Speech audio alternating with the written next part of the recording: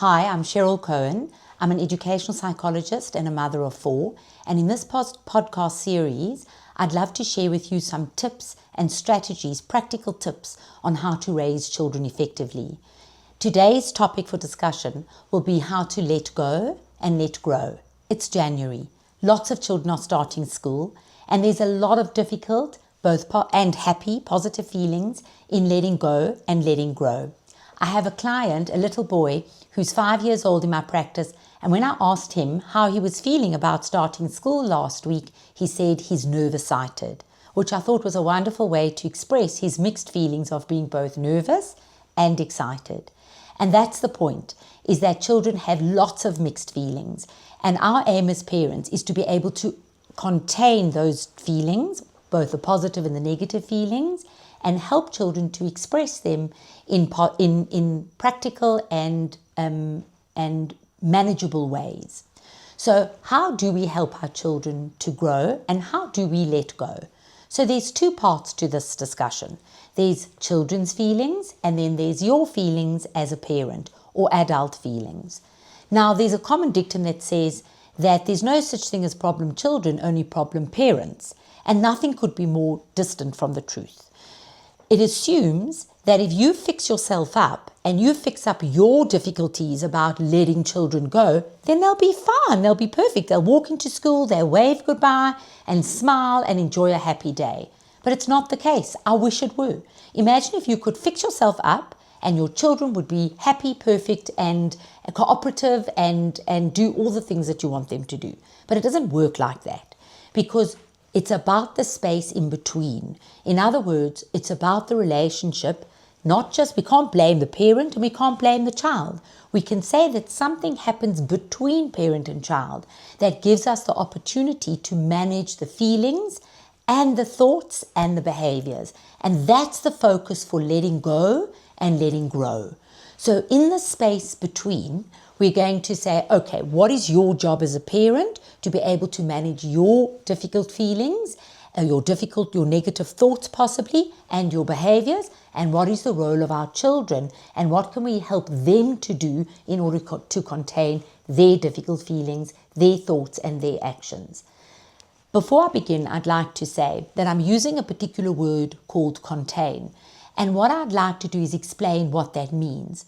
So we as parents often try to fix our children's difficult feelings. We want to make them happy. We want to take away all the pain. And of course, that's our job as a parent. In a physical sense, we do that all the time. If your baby's hungry, you feed the baby. If your toddler falls and hurts herself, you give her a plaster and hug her or make it feel better. So our job as a parent is often to fix difficult feelings. Except, however, when it comes to certain emotional experiences that are beneficial for the child, we can't fix those difficult feelings. And it's not only is it not desirable, it's not possible. So what is our job then? How we might end up, doing flip-flats or somersaults to try and fix our children's feelings, but we can't. And so our job then is to contain their difficult feelings. In other words, children will project their very difficult, intense emotions onto you, and your job as a parent is to hold those difficult feelings and slowly give children the opportunity to digest them. So let's give an example of going back to school. So going to school and separating from mom or dad in a new environment or a new year or new grade or a new school is very anxiety provoking. And children will react to that with an intense emotion which comes out in their behavior. They feel panic. Their central nervous system explodes. They suddenly have a surge of reaction, a surge of adrenaline, which causes them to cry and to shout and to cling onto you like a little baby monkey.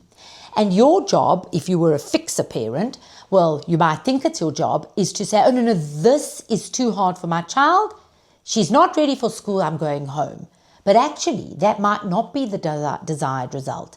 Actually, we might need to contain their difficult feelings and help our children to manage the hard feelings and the challenges and come to terms with going to school and separating from you in an age and phase appropriate way.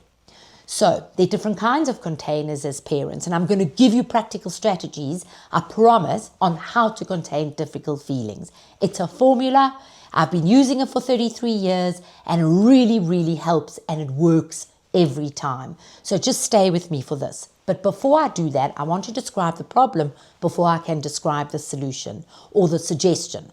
So the problem is that if you're a convex container, so in other words, you absorb your children's feelings, but you throw it back at them and you say things like, stop behaving like a baby, this is bad behavior, this is ridiculous, how many times must I tell you that you are going to school, it's not negotiable, you've done this before, it's enough.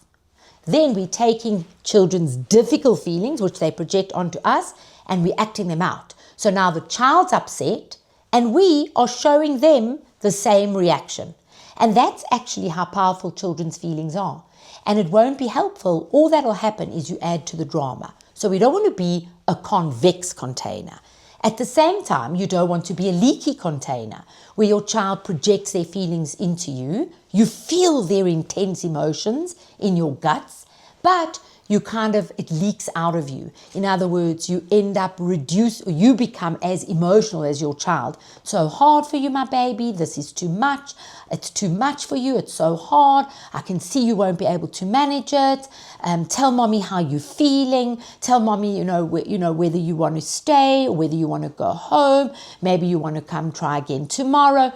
You become as overwhelmed, as distressed, as upset, as anxious as your child. And that too doesn't help. So what's our goal? Our goal as effective parents is to be able to receive the difficult feelings and contain it.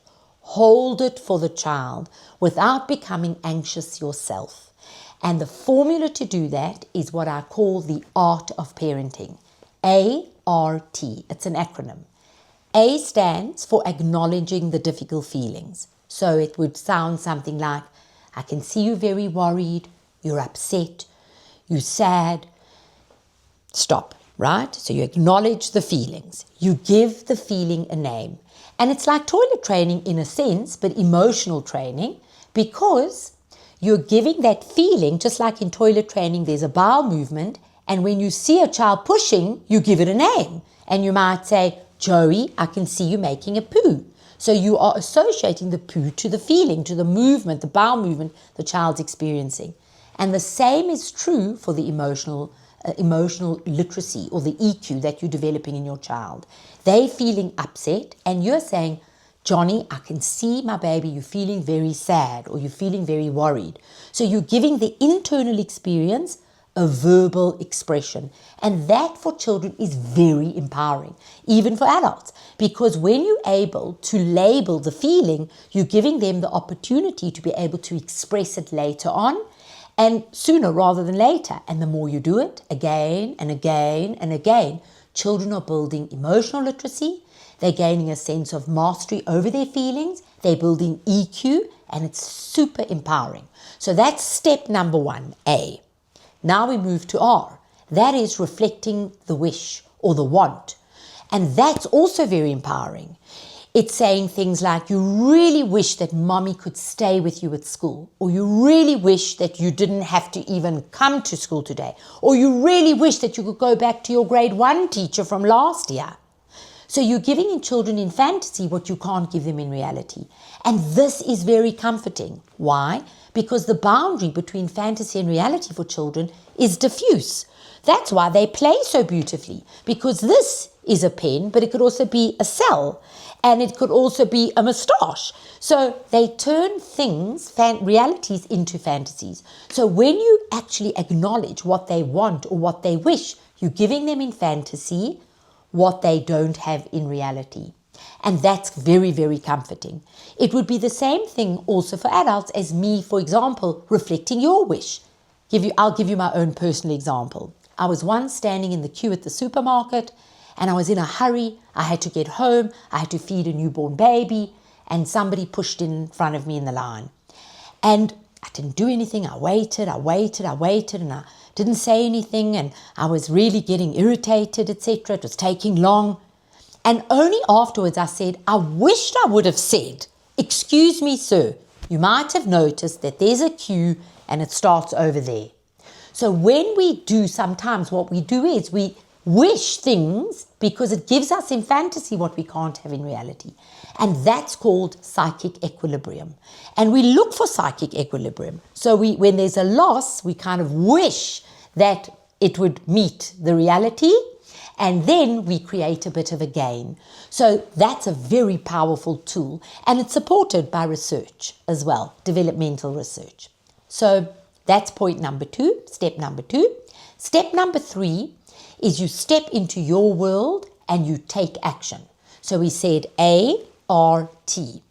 Acknowledge feeling, reflect the wish or the want, and take action. And the action you take is you assert the reality. This is what you bring as an adult to the experience. So you might say you're very sad, you're cross, you really wish you didn't have to go to school today. Take action, but it's important that you do. So Johnny, you can decide if you want to use your blue bag or your red bag. You can decide if you want to listen to music on the way to school, or if you wanted to just be quiet all the way. You give children a choice, so that's the action I've chosen to share with you today, but it's also very empowering. Now we must remember that choices are helpful provided they're within well-defined parameters.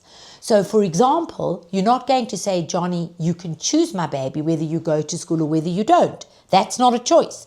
You are going to school, it's important that you do, but you can choose if you want to go happily or unhappily. That's a choice. You can choose if you want to sit in the left side of the back seat of the car or the right side. You can choose if you want to take flowers to your teacher or a book to show your teacher. So you can give them a choice so that they feel empowered, and that's the action you take. So now, just to recap, we've got the art of parenting. Acknowledge feeling, reflecting the wish, and taking action.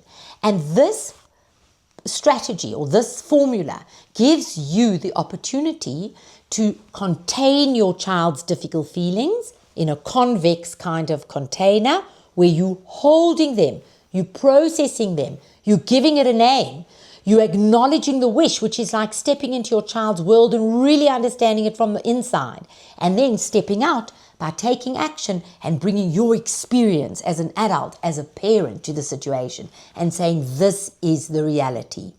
And of course, it's hard. It's not easy. It takes lots and lots and lots of practice, but it is effective. So my suggestion to you is use the art of parenting and see how it works for your child. It might not be the end of where you stop in getting your child to settle nicely into a new year, that being January now, but it is certainly a good place to start. And even if it doesn't have the desired effect, the style in which you're doing it gives your child the unconscious message of, I know what I'm doing, I've been listening to Cheryl Cohen, I have a strategy, I'm going to implement it, and it might work, it might not, but I believe I've got a plan. And children also pick up on that. They pick up on your ability to feel like you're in charge, you have a plan. So give it a go, and I look forward to seeing you next Friday. Every week I'm going to post a new topic for discussion, and this week was about letting go, letting grow, using the art of parenting. That's it for this episode on raising children effectively. Thanks for listening. If you found it useful, follow the podcast and leave a rating. It really helps. I'll be back next week. And until then, remember, there's no such thing as perfect parents, only good enough ones.